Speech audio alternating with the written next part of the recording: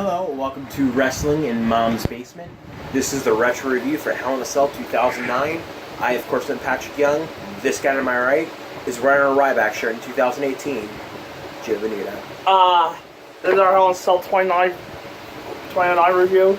That took place in the Prudential Center in Newark, New Jersey, in honor of Confident Connie, a friend of ours from the parking lot. Yes.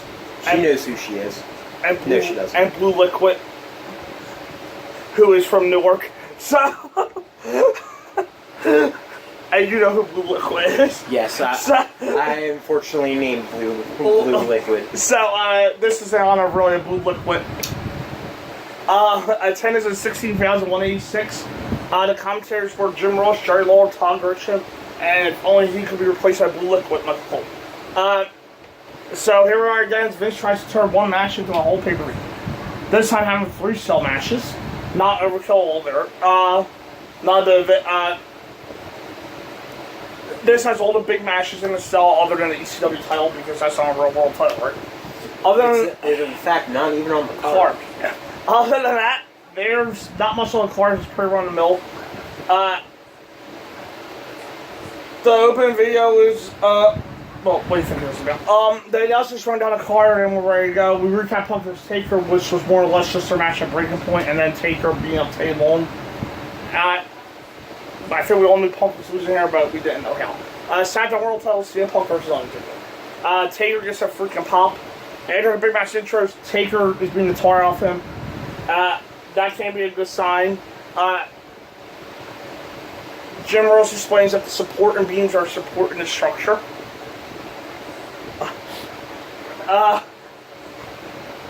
Thank you. He's ran out of things to talk about the feud, I guess. The fans are split with an insane Undertaker CM Punk dual chant. Punk goes on offense for about 40 seconds, and then that ends. Taker is still in the news, so I can't complain about him not doing that.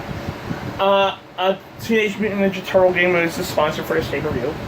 So, that's good to know. Wow, you actually paid attention to that. There was most of the match. Yeah. Punk versus Suicide Dive, as slaves in a cage where he might have legit hurt his hand. Didn't think he did, but it was close to the leg. Taker gets a sweet big boot and leg drop. As he unleashes his internal Hulk Hogan, which is kind of creepy. To be fair here, though, he sells it in the whole time. That's what people are talking about psychology sorts on. Punk worked on the early, and now that we're going to the match, that work is being broken again. And ties match again gets me into the Thunder Run match. And there's some cheer shots. Punk sits there in the corner just for his run knee bulldog combo. But he's caught in the last ride where Taker kind of just throws him with some great ball and gut too. Old school for was just the most counterable move in the world when you think about it. Old school. It is countered. And Punk is out on offense, a choke slam with more knee cell and ends that down, and the Tombstone starts the title reign. And the Tombstone starts Undertaker's title reign to end it. Before I actually get into the review, I always remember the one clip from Botchamania about this pay-per-view, and literally in the middle of the match, Todd Grisham does the near fall and he goes, "1, is Undertaker new champion? 1, 2, not yet." Yeah. So even Todd Grisham wasn't even hiding the fact that Undertaker was going to win. Yeah. I'll go by with how I feel about the match now, as compared to how I felt it beforehand. If I didn't watch this recently and I didn't enjoy it better, I probably would have failed this match. However, there are 1.5 million things wrong with it. It doesn't even feel like a cell match. It doesn't even feel like a hardcore match. Right. I think they used a chair. And that for one spot, and the rest pretty much Undertaker. More glorified squash, a little more even than I thought it was. Yeah. Than before I watched this past weekend. But still, it was more even than I thought it was. It didn't feel like a cell match. The ending was insanely predictable. And essentially probably started the decline of probably the best heel on SmackDown at that point. Probably until next month, which Dave Bautista rips Ray's head off. Yeah. match is better than I thought, but needs a lot of work to be good. For a regular match, it's solid, but as a solo match, it's a total joke. The cage was used in one spot. And other than that, it was a one-on-one match. That was just done for proof of how dumb of an idea that this is. Still. There was a rumor story around this time that Punk was punished for not dressing right on the road as champion. With all the shenanigans that Shawn used to get, if he never got treated like that. That's just dumb. I did give Taker the belt, but it's stupid. That's the reason for making Punk look weaker. This wasn't a squash, but Punk looked weak as all hell. Which I guess they also won because he was against Taker and himself, so. Yeah. But still. D minus. D. Literally as low as you can go without failing. Ad for Brian Royce, Intercontinental title. John Morrison versus Dolph Ziggler.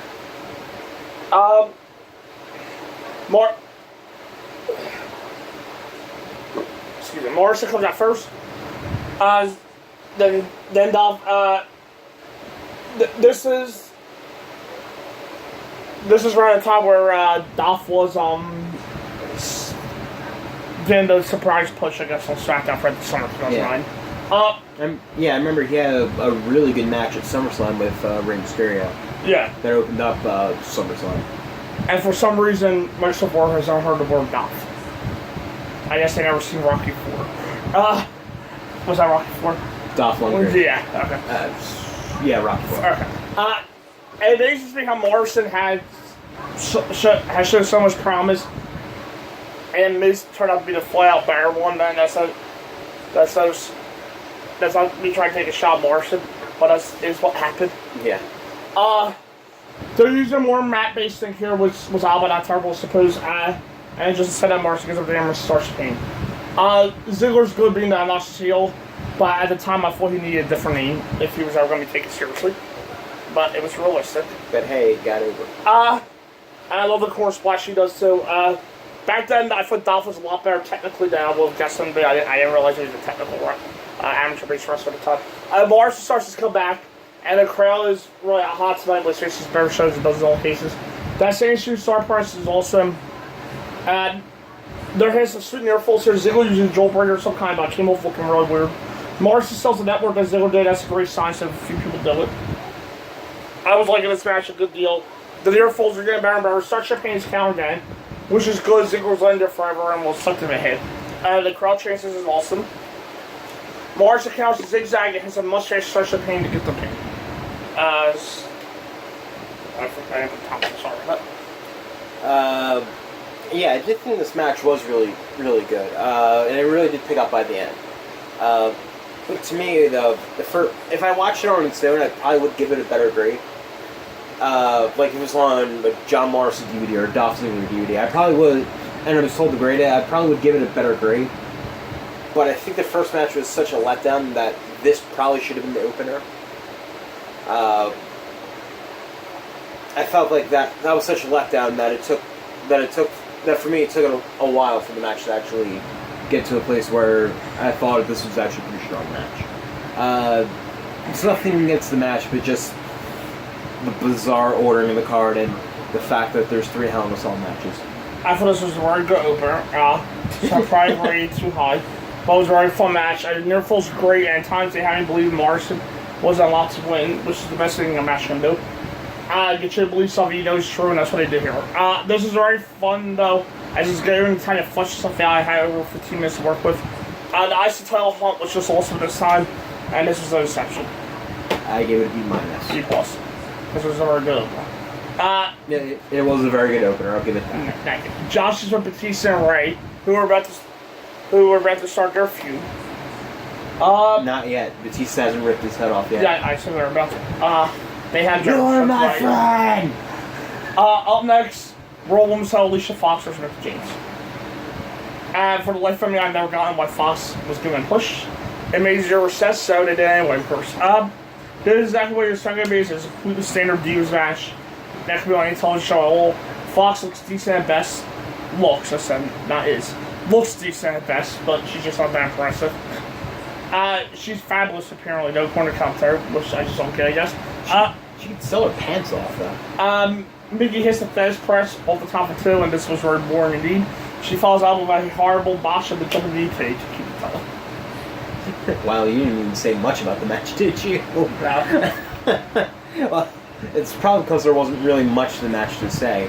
The crowd wasn't really hot for Divas matches, especially for the Divas title. Michelle Molina did get something for their feud earlier in the year, but again, Alicia Fox is neither at the skill set or credibility-wise as Molina or Michelle. Right. Nikki, it seemed like she was getting her through the match, but what she was getting her through wasn't necessarily interest-inducing. Alicia almost killed herself on Nikki's DDT. Like, literally, she landed on her face for the DDT. Looked like she was about to break her neck. But yeah, that's the memorable spot of the match. Right. Like it just felt like they were going through motions and trying to waste time to get through to the next zone.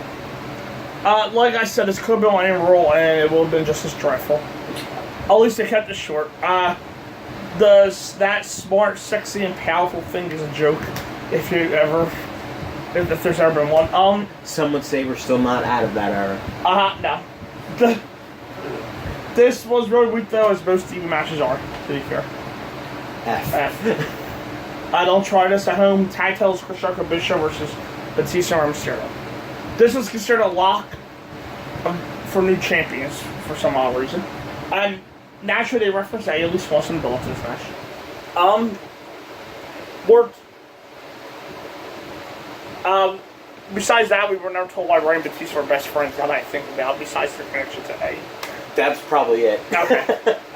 They mourned together, so they're friends. And yes, they were world tag. No offense, Eddie. Yes, they were world tag team champions. So were A and Tajiri. Yeah. But Batista said they sat down on this time in order to get the show star power. And they lost Jeff Hardy, and all they needed another top face, Batista turn heel. That's why they brought back Batista and Taker. Although he got strong face reactions, I remember at first. Yeah. I remember in Philly, he got the loudest pop of the night. Oh yeah, he did. There was a huge Batista sign across from us, I remember, in the arena. But after Jeff left and the Undertaker Punk feud started, the quality of the show did go down quickly. Yes, it did. For zero apparent reason, though, the faces were working on the right arm of Jericho. Which was odd. Ray vs. Show. Ray vs. Show happens. Ray vs. Monster normally works. Bishop chops the heck out of Ray, knocks him to the floor. That's sweet off else. Show pulls him onto the floor with one hand by his mask. That's just completely amazing. We go to a really wide shot of the arena for no apparent reason. Batista gets a hot time beat up both guys. This is your standard main event tag. To the point, for me, anyway, it's good, but it's not an epic to say the least. The spinal gets to the Jericho. Cobra goes the same, but swish. Cobra goes the same on Batista. Batista's getting beaten down now, so they're going right for a big save. When Jericho's huge compared to Ray, that's a really odd sign. Yes. And it's Ray vs. Shogun. Ray gets a decent springboard DDT. And it's launched across the ring on a kick out. They said that would have been a huge upset, even though Ray's a former world champion. And he's beaten Big Show before, I believe. Yes. But that makes sense, though. Show pulls Jericho out of the way with a 619, and Batista spears both of them down once. Ray hits on Show, and then goes for a springboard and jumps into the fist. That looked painful for the victory. Yeah, to me, this was the match of the night. I thought it was a really strong tag match. Probably a little bit more on the forgettable side, or maybe a little bit more on the rated side. But still, I thought this match really stood out in this card. The star was generic for me, but and then got slightly less generic as well on. This right here, while two very good teams, was kind of everything wrong with tag wrestling back then. Yeah. Take two teams of guys with nothing in common and throw them together. And they're one of the top tags in the world. In this case, at least these two teams work, but still. So, that makes a little sense, so I don't know where we're going with that. The match was your standard main event tag match, and it worked like they usually do. Nothing epic, but so good. I give it a B+. C+. By the way, Dolph Bar, since I mentioned it. We recap Cena versus Orton, which should only take a few hours. Mainly it's just a rematch from Breaking Point. I think this may have been like, it's their 10th match together on TV? The main thing about this match is... Their first 10 of 100 they've had. The main thing about this match is it actually makes sense to put them in the cell for a change, as it's a very long standing feud. So there's nothing wrong with this on that part. We get clips from Raw, we're seeing a Fedora on top of it and bet. That was cool enough else. Raw World title, John Cena was Randy Orton. Orton gets a small face pop again. Around this time, he was starting to turn face with the fans. Cena's champion here, and this is Orton's last shot, allegedly. This is the first ever cell match that Triple H would take from Orton. So, oh, really? That's saying a lot when I think about it. Orton takes over early in control. King Golfer's analysis of what's going on, why he's never been in one of those things, so what kind of knowledge can he have in him? Crowd is totally behind Orton here. They're 3 minutes in, they use the cage far more than Taker and Punk did. Yes, which isn't saying much at all, but I will run whatever. They're using the cage to jump far up. much means they knew the cage was there. They're using the cage to jump up higher for kicks. And you're going to slam into it a bit. But the problem is you could use the post or apron for everything they're doing. The best version ever of the match was Shawn versus Taker. Shawn scared to death of him that couldn't get out. He was trapped in Nightmare with the devil. That's the idea of the match. Just like here, it's just a hardcore match in a cage. Now, to be fair, just about every match ever in the cell is like Dynamore, so it's probably proud that it's just this match has happened. Cena blocks the LVDT onto his steps. No one's keeping control for more than just a little bit, which I'm not sure if I'd like or not. They're just sitting around and match is supposed to be all about violence. What sense does stuff like that even begin to make? Cena begins his comeback with usual stuff. I have zero clue why this is in the cell now. The LVDT hits and Orton takes over. The FU gets 2, and we're in the kick out finisher segment, right? Shockingly, the Orton's heel match is going very slowly at this point. Orton has Cena in the neck with a chair. And then we hear about how Orton has demons, so cool. I wonder if this tells the camera to focus on Orton when he's in crazy mood. Like he's orgasming or something like that. I have nothing to talk about this paper. Cena works today for like 2 seconds. And as you can see, I went to a recap of Shawn versus Taker. Also, in the middle. Cena works the knee for like 2 seconds, so Orton tries to get out of that CFU. He gets in again for a tap, but the referee was knocked down while shooting. RKO gets to Orton ties Cena up in the ropes for no actually explored reason. And something that I left out loud at, he uses a chin lock while Cena's tying ropes. Of course it's Randy Orton. When's there not a chin lock? Or let's go for no actually. I did think it was funny and kind of weird that Orton literally grabbed Cena by like this. To do with that. Yeah. That was a little unique and weird. Or let's go for no actually explained reason either. He punched Cena with the title. The 4 seconds in the work scene there earlier was an explanation why Orton's punt didn't put Cena on the shelf. That's just freaking stupid, but whatever. By the way, Orton missed the punt by like a mile. Yeah. Cena actually like made good timing on it. However, Orton's foot was off by a mile. Probably because he wasn't supposed to hit him. Mm-hmm. But if you're not going to actually have some impact on it, why do it? Yeah. He honestly could have used the RKO into a check. Right, yeah. I felt this. No, this was my second favorite Hell in a Cell on the night.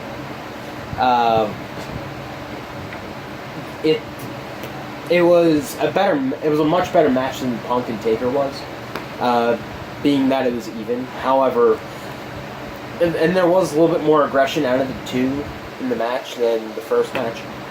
But it was literally more or less a raw street fight you'd see nowadays inside a Hell in a Cell surrounding. It also doesn't really. This match probably fit better in the cell than the other 2 matches did. A few, yeah. But you're also kind of entering a period where you're not necessarily allowed to do blood. Right. Which I think was definitely a new policy at the time. No one really knew how to get around it, or at least show how personal your rivalry is and how much you hate the other person. Yeah. Like it just felt like a slow plotting match. Like I thought their I Quit match the month before was a much better match. Yeah. And it was pretty much Randy Orton doing a Passion of the Christ Cena. Impersonation on Cena. The match was better than the first, but a lot to be desired as the solo match goes. Again, for a solo match, this was awful.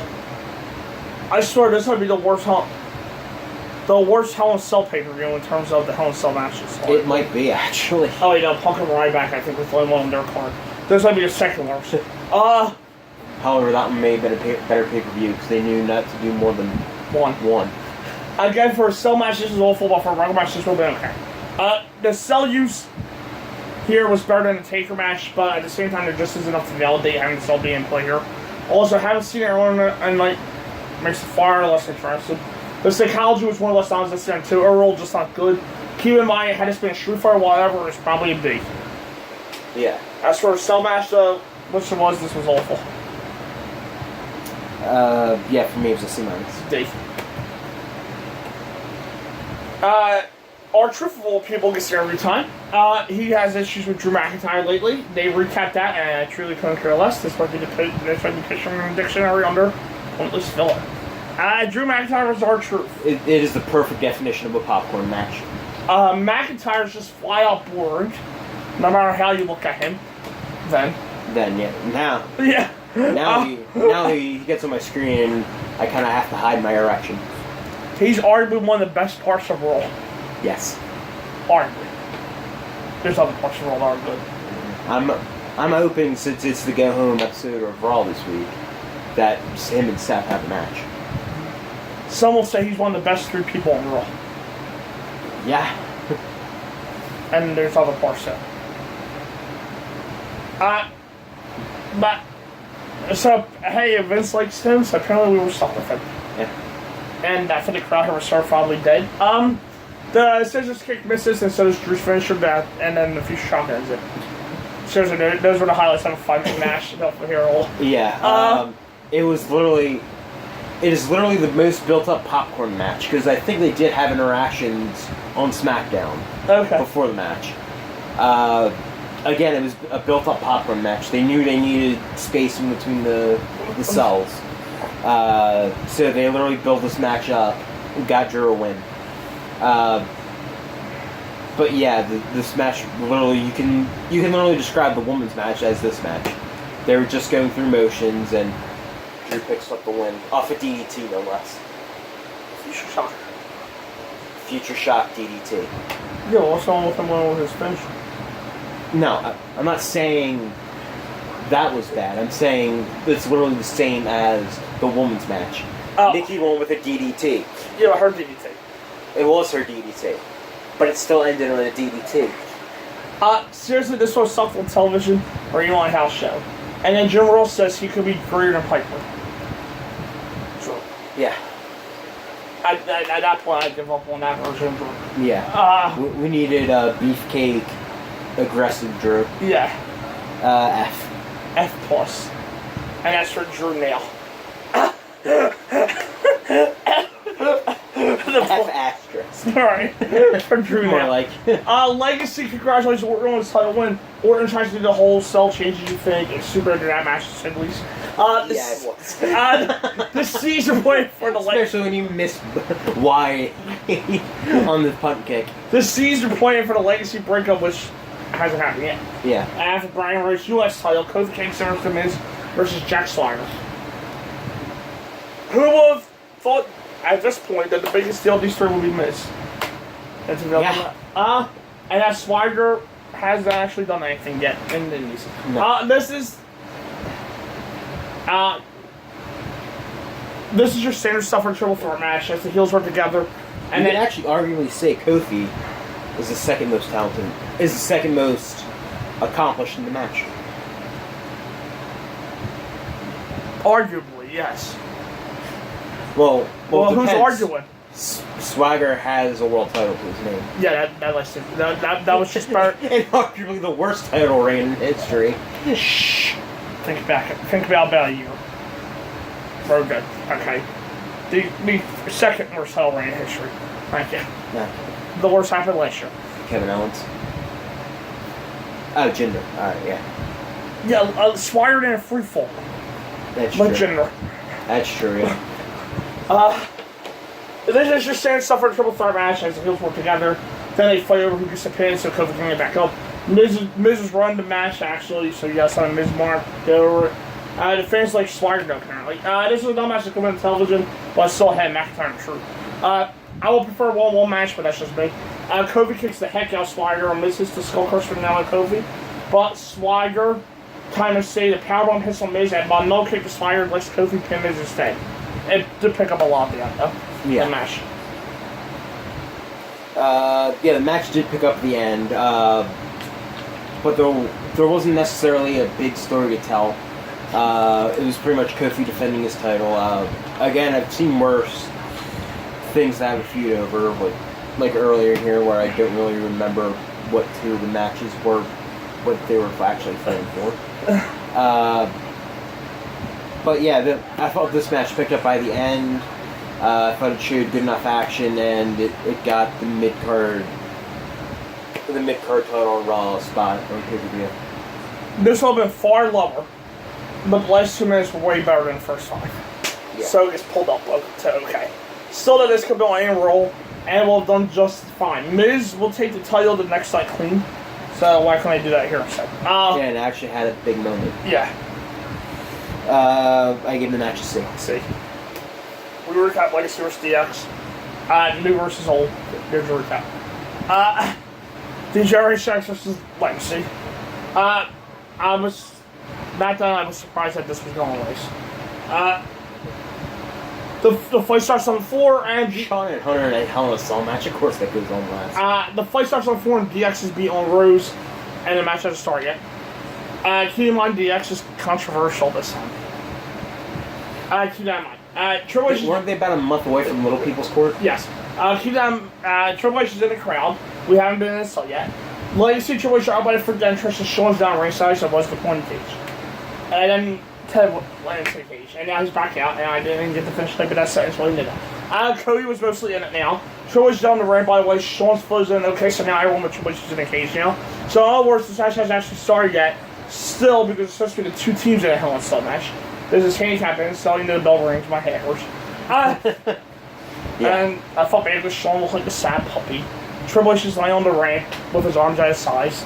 Likely He was saying, out for a long time. likely saying he can be a better. like more than you would expect Triple H to be just laid out off the DDT. Right. So, in case the first 4 times I make it clear, this is 2-1. Naturally, Legacy is a capable idea of you whole all hit. And it still makes it 3-1, apparently. Keep that in mind. Shawn's against the Cena's. Shawn finds a chair and pelts at Cody. Somehow it's Steiner math. Shawn finds a chair and pelts at Cody. That was painful. Triple H is back up again. Shawn on Bailey does the RVD Spider-Man thing that RVD does. Sure, why not? I never saw Shawn do one talk here, but whatever. Yeah. As Triple H still can't get in, Shawn kicks DiBiase. And this will be the greatest win of Shawn's career. About what Cole says. You know, about a 4-time world champion. So I'm not sure Cole even thinks before he One of the talks. greatest superstars ever. I'm not even sure Cole thinks before he talks. Shawn takes the crucified position for a while now. Triple H tries to use a chair again, and why not just use bolt colors? He stood there for like 10 minutes trying to get him while Teddy yells at him. He wasted a long time just trying to get in the Hell in a Cell when he could have just, I don't know, been searching for a way to get in the ring. Go to the Hell in a Cell crane operator. Get bolt cutters. The AC here sounds great. Try to get the referee with the key. Hey, let's just stay here talking while the most resilient wrestler ever is down. That won't be a bad idea at all. Triple H finally goes to bring leaves Legacy. And then they freaking do nothing. They're just standing there around her. This is an all-match at Wrestling 25's main event where they try to do something different. And kind of feel miserably. Yeah. They do kind of Terminators. That's interesting. They use a double submission move they won with a breaking point in an underweight match. Their submission is kind of our match. Which, of course, they let go after about 4 seconds. Oh, and look, Triple H is back with bolt colors. He gets in a unit arrest, only to 20 minutes actually start the match. Apparently, he had to go in an equipment truck to get them because you know there weren't any around in case you need to get in cell or anything like that, right? The cell's a month away, so the match is advertised anyway. Okay. Now it's locked the Wolf War in, so the advertising event begins with 5.5 minutes to go into the show. How we have it done the Emma. But by the way, I'll go with WWE there. They actually did ring the bell when they locked Triple H out. Yeah, I know, but when they locked them out, they rang the bell. But technically, both teams had to be inside the cell. In a stupid cheese spot, they wrapped the chair around Ted's neck, and Sean drops the top rope elbow on him. Yup, he should be dead. Sledgehammer time. Ted's outside now. I guess they threw him out. He used back up 8 seconds or something out of storyline terms. Should broke his neck. They easily picked Cody. Big old celebration as a show. I'll give this match this, and that's probably why it's my favorite. They actually used the cell for something. Whether if that was a smart idea, they decided to use the cell for something. Right. Essentially to separate the two teams where we pretty much got a handicap match the whole match through, minus about 10 seconds. Mm-hmm. But at least, again, they used the cage for something the cage was designed to do. However, with that being said, there is a ton of things wrong with this.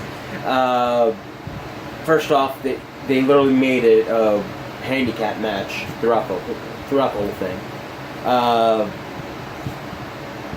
And like Joe said, they did advertise 2-on-2, but they rang the bell with the match to start at 2-on-1, with the other one locked outside the cage. Yeah. Like that idea could have been used to hype the cell on the Go Home show, and then have Triple H having to watch Legacy dismantle Shawn Michaels, Right. because he's locked out of the cage. However, that was literally the match. And then when Triple H finally got in, he threw his Ted out, and then DX murdered Cody. Yeah. It was a little bit more interesting than the other two, with how it went down. Yeah, there are a million things wrong with it. It didn't really feel anything like Hell in a Cell match, which you can really put the blame on every single Hell in a Cell match in this card. But at least they decided to do something different with the cage. At least they did something different with Cage that the other two matches didn't. That's why I'm giving it extra points. Wasn't great, but the best sold, I thought.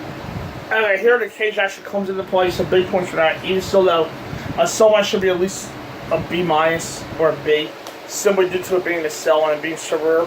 More on that later. This was an actual 2-on-2 match in the cell for about 2 minutes. They tried here, so I can give them that. But still, this was just not that good and really underwhelming for a cell match. Yeah, overall, for the first Hell in a Cell, a huge disappointment for Hell in a Cell matches. Which Hell in a Cell would get a Legacy FD.